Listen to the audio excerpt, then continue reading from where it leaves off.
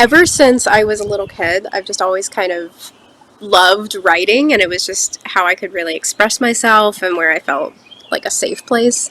I'm very quiet in real life, but there's a lot going on in my head. So when I could journal or I could write things out or I could write little stories, it was like I could take everything that was in here and like get it out. And it was like a safe place to do so. So um, just continued to love to do that through childhood and teen years and everything. And then when I was in college, and I was trying to figure out what to major in, I wrote songs a lot, but I also just found myself always writing, and it just kind of made sense to kind of evolve into that. And yeah, over the years, blogs became books and stuff like that. So I grew up in a Christian home. Like my parents both love the Lord, and like I was definitely in the era of Veggie Tales and all of that and stuff as a kid. But it was really in my teen years that I really like actually began to like get to know God, not just because it was like my parents' faith, because God doesn't have grandkids. So it was one of those big things where it was like, okay, well, like if I'm gonna like serve this God, I actually want to like get to know him. I don't want to just kind of have this like I don't want to pray to the ceiling kind of thing. And so I think I was like around 13. I just decided, I was like, you know what? I think I'm gonna like actually read the Bible. Like I want to see like what it actually says. And I started to like just curiously approach things. And it was like over those years that I actually really began to form like a relationship with God, and then my dependence on God and everything, over that time period, Jesus truly became and is like my best relationship, but like my best friend, like just doing life with God all the time. And like I do talk about him in the way that like he is my best friend, because he is, and like just like the conversations I have with God, or like just taking all of my life over to him. So yeah, I think that's like kind of the short of my testimony. In my early 20s, I was still like believing, but I wasn't necessarily obeying things that God wanted me to do. And I was kind of like taking things in my own hand, and I was trying so hard to just take the pen and write my own story. And I ended up just kind of in this spiritual ditch from it. And I was so deeply, deeply depressed, considering just ending it all. And I stopped and I was like, Cally, you have just driven yourself into this place because you keep trying to take the pen away from God. And what if you just like actually handed him back the pen and did the things he's telling you to do instead of everything that you think is a good idea? It has not been an easy journey, but I can definitely say like my faith and my joy has grown deeper over those years, and I'm really grateful I didn't end it, and I'm really grateful that I surrendered over that pen. So yeah, I'd say that's like Yeah. the testimony.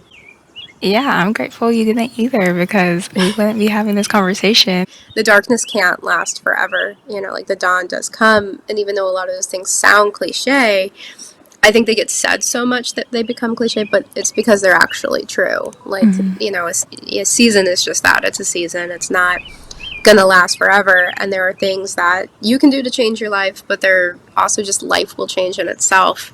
And the tide will turn. And like, just if you keep going on, I mean, you've made it this far, so why not keep going? So I think like have hope, because things do change and things can get better, and there is hope. So Yeah, that's really good. And I also like to think about it like it's just a hump in a sense. Like there's hills and valleys, and there's always like even if you're in a valley, there's always something to look forward to. There's always something to keep striving yeah, I love towards. that. So Yeah, yeah, that's good. I love Okay, that. Yeah, totally. yeah. All right. Can you tell us about your new book? Yeah, I'm so excited about this book. And you actually were like, you and Patrice and then one of my friends were the only people who have actually read the whole thing, which is kind Oh, of cool. really? Yeah. Yeah, yeah. So it's called Dear Future Husband, and it's a book just encouraging women, and like honestly, the age range kind of is anywhere from like teen girls to women in their 30s, but it's encouraging women who actually believe that God has a good story for them and has good for them when it comes to marriage, and embracing and looking at that journey of your singlehood. not as like some illness or some disease, but looking at it that you can use it intentionally, and that all the while you are becoming somebody too.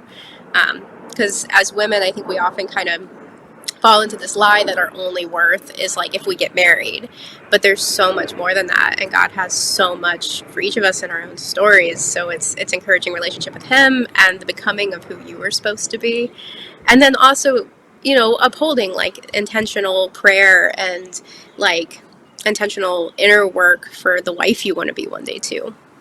Yeah, yeah, I definitely got a lot of that out while I was reading your book, and we'll talk more about it in our next section. But yeah, there's a lot that I loved about reading it because there's a lot about like preparation and the waiting season and all those things that girls go through while they're waiting on their husband to come into their lives. And I really loved how in your book you touched on really surrendering it to God, and I love the prayers that you had in there, like how you showed your prayerful process. And yeah, all Go of that to was go really into the good. prayerful process. Thanks. Yeah, so how can you dive deeper into your prayerful process that, as I was talking about, like break that down to someone who's like, "Oh, I don't really know how to go about this waiting season." Yeah, I think a lot of it is just with any prayer, it's a conversation with God. And sometimes, we're coming before Him and we're asking for something, and then sometimes we're just coming to just actually sit down and have that quiet time with Him, have that conversation. And I think about it a lot. Like, I kind of have this morning routine where, like, coffee for me is like a really holy thing. And so my coffee time is like coffee with Christ, is like what I jokingly call it. But it's true. Like, I I sit like down it. and I just sometimes I'll just sit and I'm like, Lord, is there a verse you want me to, meditate on? Or, what do I want to, before I ask for anything, I want to thank you for things, Lord. And then, like, I want to bring this concern of my heart, of my day before you, and just kind of bring it to the table, bring it to the coffee chat. And I think that's kind of like the start of that practice where you're like, just first all like laying before Him, hey, this is how I actually feel about this, because it's not like He doesn't know. Um, but then, willingly listening and sitting and, dwelling upon, like, if He puts a verse on your heart, or if He gives you, a word or a phrase or a mental image. Um, and then intentionally taking that forward. And in the book specifically, like, I talk about, intentionally praying for a spouse. And that wasn't really something I did until I was like in my mid 20s, that I thought about like actually like thoughtfully daily praying for this person that I hadn't met yet. Mm-hmm. And thinking about, hey, he's alive, he's walking around, like he might be at Taco Bell right now, like I don't know what he's Yeah. doing, and but thinking there are things in my life that I'm stressed about, be it work, be it money, be it some friendship. There are probably things in his life that he's stressed about right now, or that like God is growing in him. And so I just began to pray, like, Lord, make me sensitive to like knowing how to pray for him. Because I think even later, when one day when I am married, like I might not always know, it might not be super apparent to me, like just visually, like, oh, he needs prayer for this, because I might not know what's going on inside his head, but God does. So becoming like tender to the Spirit and like, spiritually aware to know how specifically to pray for him, even if he doesn't vocalize it, kind of idea. But yeah, just kind of making it a daily practice and knowing that like that's not something that just ends when I get married, but it's something that I get to continuously practice for the rest of my life. So Yeah. And I think it's a great practice now. And then once you do get married, then you, of course, do it for your husband. But then when kiddos come, then you can do it for them too. So that's yeah. really awesome. I love that. So, what do you think brought on the idea of your book? So actually, it was kind of a coffee with Christ that moment, with how it started. So ever since I was 18, so I'm 30 now, but when I was 18, I started writing these letters, and I never really told them about, like, I told them to people, like, once in a while I would with, like, students or, like, my youth kids, and there was a really small section about it in my first book, Hang In There, Girl. But I didn't really think about it ever becoming like a larger project or anything, but I was making coffee one day and just listening, and the Lord said to me, "What would you think of making a book off your letters?" And of course, the only answer ever to God is yes, sir. But I've learned that well. But I kind of bit my lip and I was like, we'll see. And then I kept going along with my day, and I didn't know that literally 24 hours later, I actually that I was going to receive an email from the publisher, but they had read and noted, because we were in the editing process for Hang In There Girl, for the entirety of the book, not just a section. It was like the whole gamut. And they were like, "Hey, you mentioned this practice that you do, and it kind of sparked our interest a little bit about these letters. Could you tell us more, and would you be willing to write a book off of that?" Ooh, confirmation. Right. So I was like, "Okay, God, I see. Um, so I was like, well, it's funny you should ask that. And I actually shared the story with them. I was like, actually, this was literally what God and I were talking about yesterday. So, like, can't make that up.